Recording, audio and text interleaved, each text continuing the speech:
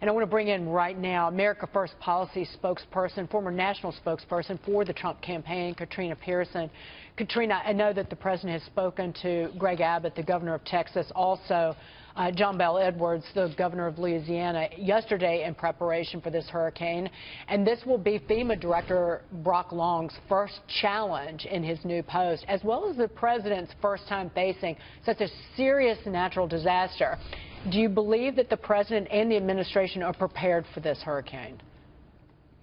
I do, Dagan, and you know, his FEMA director has received bipartisan praise for his experience. They are definitely preparing here in my state, and you know, we're no strangers to hurricanes here, but and the president's always been concerned with the people of this country and making sure that states have the resources that they need to take care of themselves. Do you expect the president will be, how closely will he be monitoring the developments tonight and in the days following, Katrina? Because that's really the concern, is that that the storm will linger and the heavy rainfall in the area. Oh, absolutely. I think the president is going to be keeping a very close watch on Texas and the coast, for that matter. There's a lot of oil rigs out there as well, so that's going to impact the economy. But, you know, I don't want to get ahead of ourselves here. We don't know exactly what's going to happen. We've seen these things come barreling ahead and die down. So my hopes and prayers are that that's exactly what happens for our friends down south. Yeah, and Katrina, you're from Texas originally, right? Oh, absolutely. And I'm here the rest of this week, housing some friends of mine coming in from Houston. And, you know, like I said, hopefully it won't be that bad. But if so, the president and the administration are definitely going to be paying attention minute by minute through the next few days to see what's going to happen. Katrina, I want to shift gears. The Financial Times just came out with an interview that they did with Gary Cohn, the president's chief economic advisor, and Cohn is making his first public comments following Charlottesville, and just here's some of what he said. This administration can and must do better in consistently and unequivocally condemning these groups and do everything that we can to heal the deep divisions that exist in our communities. I have come under enormous pressure to both resign and to remain in my current position. He's talking about the events after Charlottesville. He's talking about condemning Nazis and white supremacists by name. But Katrina, I wanted to get your reaction to this. Well, you know, as the president has said, he has done a number of times condemning these types of hate groups, even throughout the campaign for that matter, but no one wants to talk about that. And the president was very candid. He was very honest in his statement. In the second one, when he said he didn't have all the details at first, and when he came out with the press conference, was very clear, has been talking about it ever since. And, you know, this is a president who does not walk the racially political line because he doesn't pay attention to the race issue. He sees everyone as individuals, as people, as potential. And when these kinds of things happen, the president is learning to be more quick about it because he does believe that this country is one country and the people here are also one. And he's going to do more to show that. A couple of the quotes that stood out in the article were, citizens standing up for equality and freedom can never be equated with white supremacists, neo-Nazis, and the KKK. As a Jewish American, I will not allow neo-Nazis ranting, Jews will not replace us, to cause this Jew to leave his job.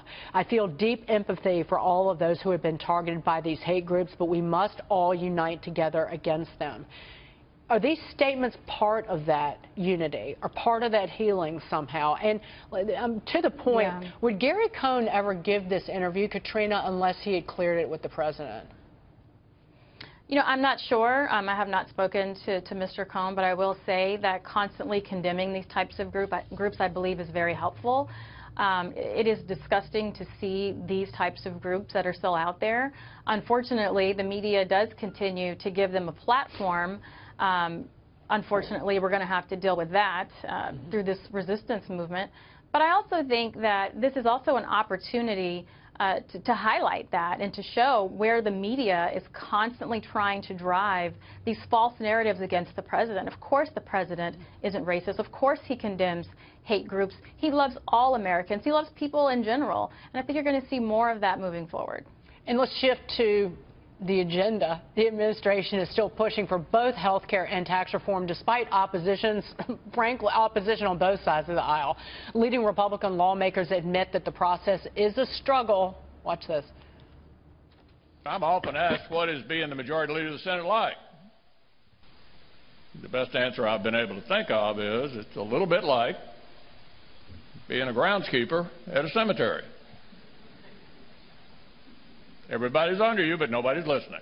It's a day-by-day deal. I'm kind of joking. We're in constant contact to try and put together a shared agenda, which we agree on, and we're working together to move that shared agenda. Katrina, the president's going to be heading to Missouri to basically help push the tax overhaul. It's expected to be the first of several presidential stops in the coming weeks as he really tries to make a push. This is something he was not doing when the health care, the repeal and replace, was moving through the House and the Senate. Is this going to make a difference, him out there and selling tax reform to the American people?